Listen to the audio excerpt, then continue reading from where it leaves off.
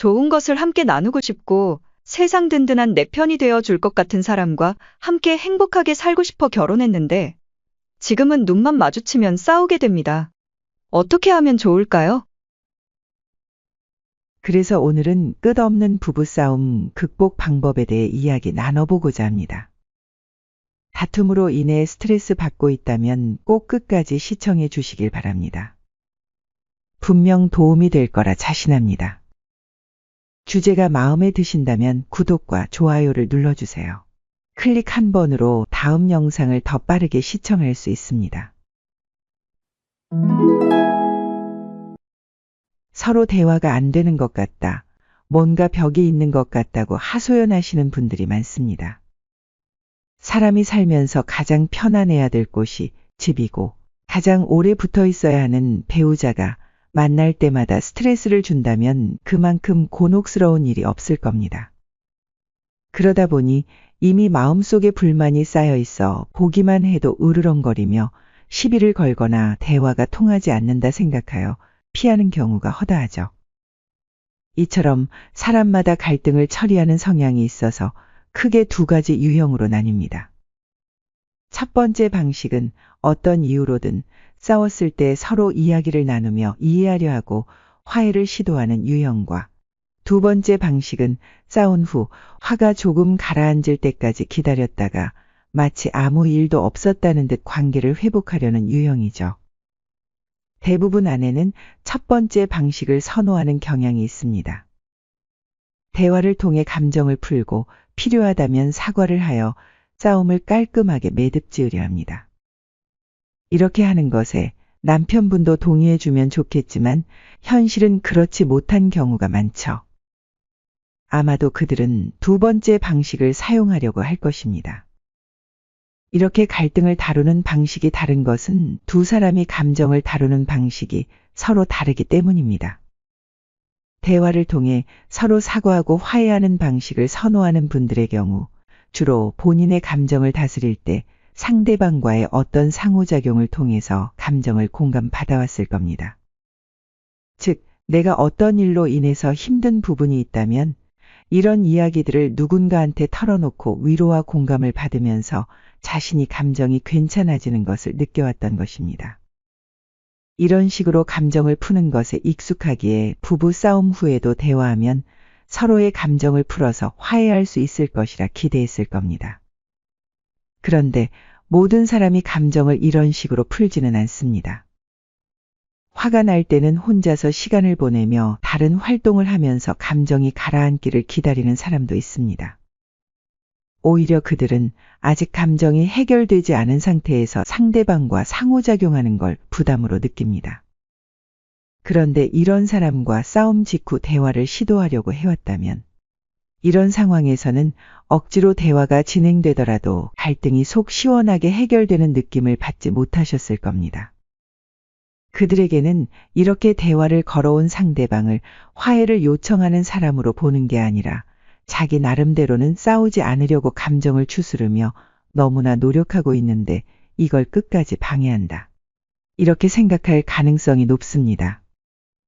서로 아예 다른 방법으로 감정을 해결하려고 하니 계속 악순환에 빠지게 되어 싸움이 끝이 안 나고 서로의 감정만 상하게 되는 겁니다. 그렇다면 대체 어떻게 하라는 거죠? 해결 방법은 간단합니다.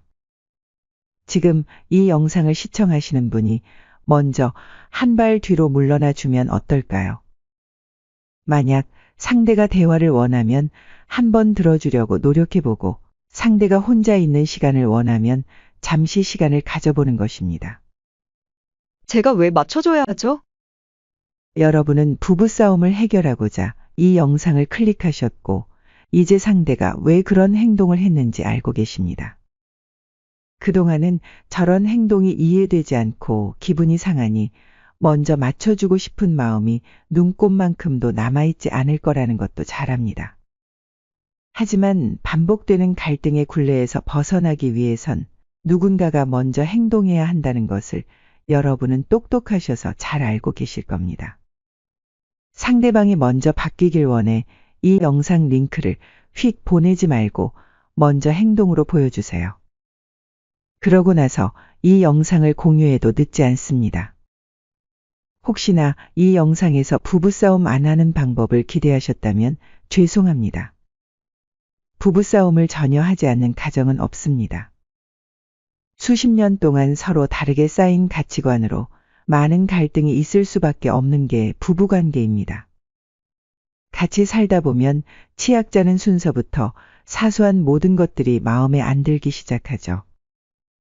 하나의 가정을 이루고 살아가는 과정에서 갈등과 다툼은 당연히 있게 마련입니다.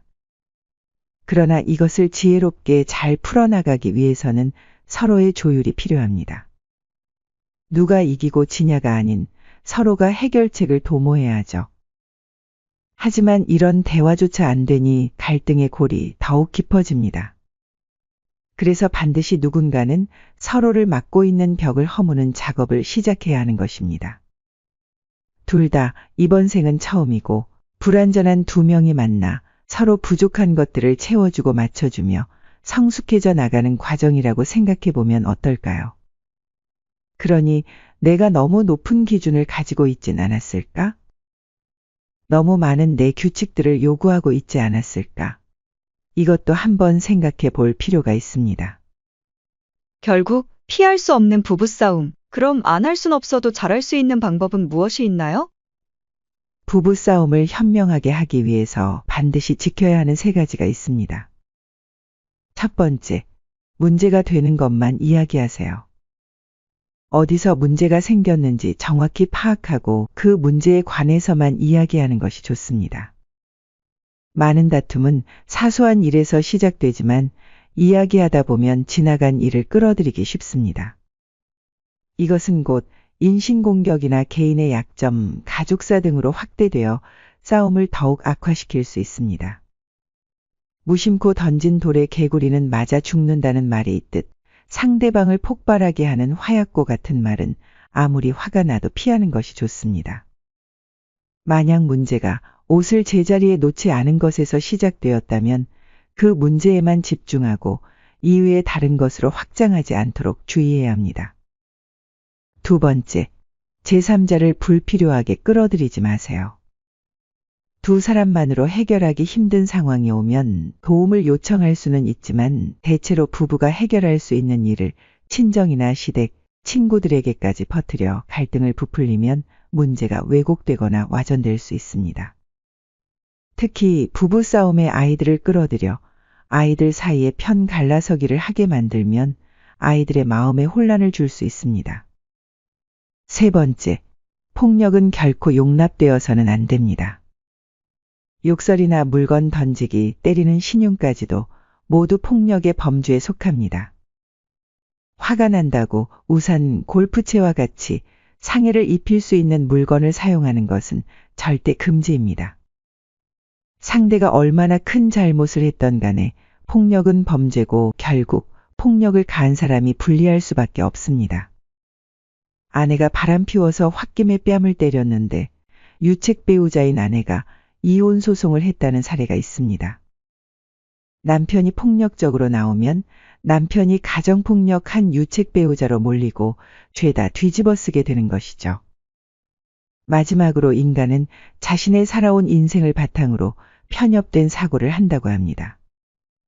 그러기에 대부분 자기 생각과 판단이 정답이라고 믿고 살아가게 되죠. 그러다 변수가 생기면 남 탓을 하거나 어떻게든 인과관계를 만들어 합리화하려 합니다. 저도 늘 이런 오류에 빠지지 않을까 걱정합니다. 그래서 이 해결책이 모두에게 통용된다고 생각하지는 않습니다. 그렇지만 많은 사람에게 조금이라도 도움이 되었으면 좋겠습니다. 사랑하는 사람과의 관계는 항상 노력과 이해가 필요한 과정이라는 점을 잊지 마시고 그 과정을 통해서 더욱 행복하고 견고한 관계를 만들어 가시길 바라겠습니다. 여러분의 인생에 그리고 가정에 행복이 넘쳐나길 바랍니다. 늘 지혜의 동행이 함께하겠습니다. 구독과 좋아요는 사랑입니다. 끝까지 시청해 주셔서 감사합니다.